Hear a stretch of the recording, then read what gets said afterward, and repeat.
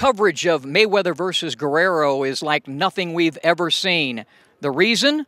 The reemergence of Showtime Championship Boxing and Showtime pay-per-view back to that lofty level that they had back when Mike Tyson was fighting and Julio Cesar Chavez.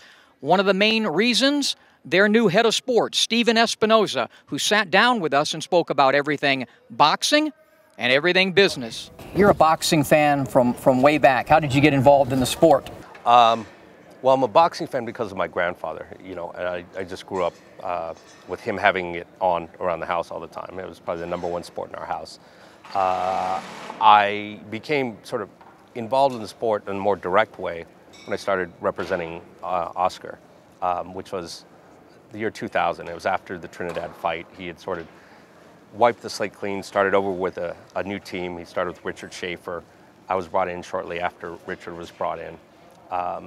And I've represented Oscar and by extension Golden Boy, since then until I came to Showtime. Along the way, I also picked up Mike Tyson as a client. Between those two, that accounts for quite a bit of work, within the sport.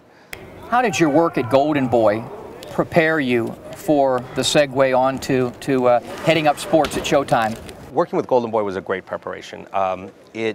It gave me a perspective that I think few executives have, and that's being on the promoter side, being first on the individual fighter side with Oscar as a fighter, and then helping build the business of Golden Boy Promotions.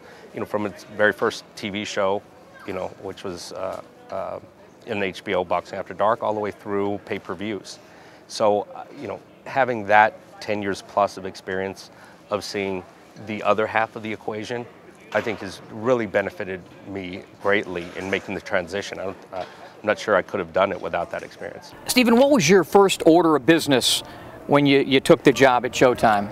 I think my philosophy relies a little bit more on the power of brands and star names, which are great when you can get them. They're a little bit more expensive, as we can see from Mayweather and others. But what I set out to do was try to sort of associate our sports platform with the biggest and most powerful brands that I could.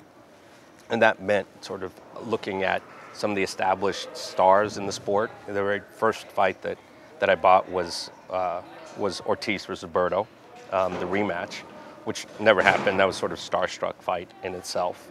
But that was, at that point, probably the most highly anticipated fight at the time.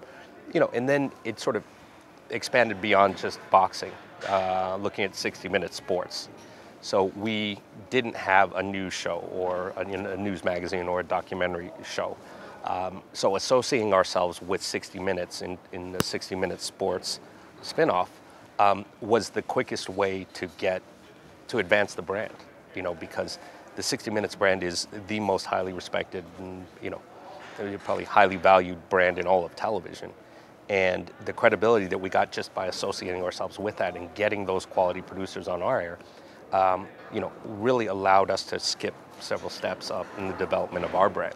The perception is out there that here's where the battle lines have been drawn, and you know where I'm going with this, that Showtime is Golden Boy and Top Rank is HBO. Your answer to that?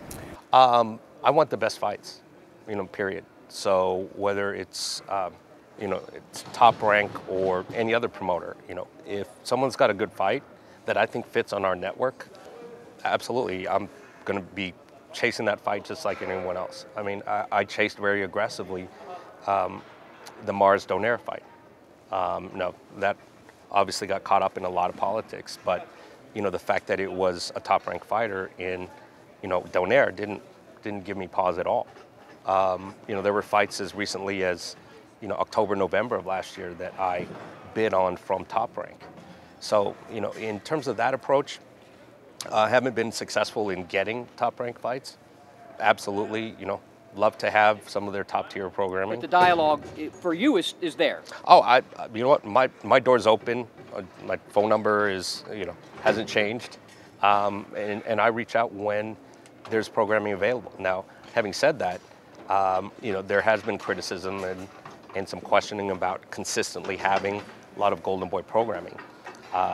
You know, and my approach on that, and this is probably because I come from a little bit of experience in the general market television, non-sports as well, is, you know, no one really said to NBC that they had too many Dick Wolf shows. You know, nobody says to CBS they have too many Jerry Bruckheimer shows. If it's good programming, it's good programming. And the last 2 weeks are a perfect example. Doesn't matter that, you know, the last 2 weeks were Golden Boy shows. The reality is those are some of the best shows in the last couple of years. And anyone who thinks that I acquired those shows because I was giving Golden Boy a favor, you know, doesn't understand the sport. Those are great shows. Any network would be lucky to have them. You know, it's going to be interesting because I'm pretty close to Floyd and have followed him for so many years. He's fought like 6 times in the last 5 years. Your deal with him is 6 fights over 30 months. So how are you going to make that happen? You know, I think I'm not going to profess to be an expert on Floyd Mayweather, personally, certainly. I'm sure you know him far better.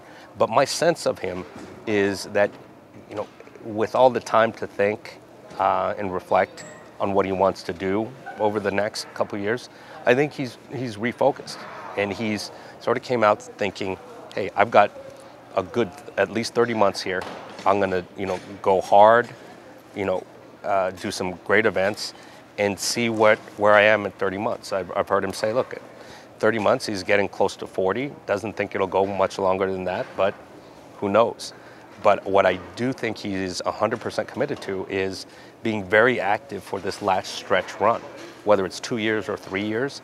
I think one of these rationales is, you know, at his age, in the late 30s, you can't afford to go through that cycle of preparing yourself and then, you know, letting your body sort of recover for 9 months. It just doesn't work. Candidly, and I have this opinion whether we had to deal with him or not. I've never quite understood the criticism of Floyd in terms of the perception that he runs either as a fighter or he runs and carefully selects his opponents. I mean, if you look at, you know, his last half dozen opponents, you know, Cotto that was put aside Pacquiao because that was, again, caught up in a lot of politics. Cotto was the toughest fight that he could have taken.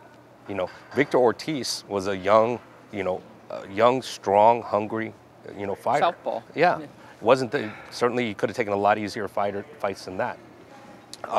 You know, everyone said, oh, you know, Marquez is a little bit older. You know, we now see what Marquez still had left. So the reality is, I've never had a doubt in terms of his willingness to take on tough fights.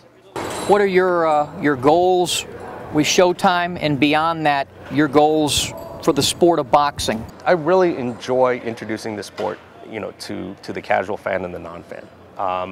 You know, the goal for Showtime and our TV production, I think we made advances in terms of this element, but we have a little way to go. I want to get to the point where the TV experience is as exciting and as gripping and compelling as the live experience. I think we're getting there, but I want the TV viewer to have the same goosebumps that you and I will feel on Saturday night during the walkout. You know, and I think that sense of excitement is just going to expand the fan base even more. Well, you've done a wonderful job so far. A lot of great stuff. Floyd Mayweather and Robert Guerrero and Canelo Alvarez. One of my favorites, Lucas Matisse. A plethora of pugilistic talent that you have, and best of luck, continued success. Thank you very much.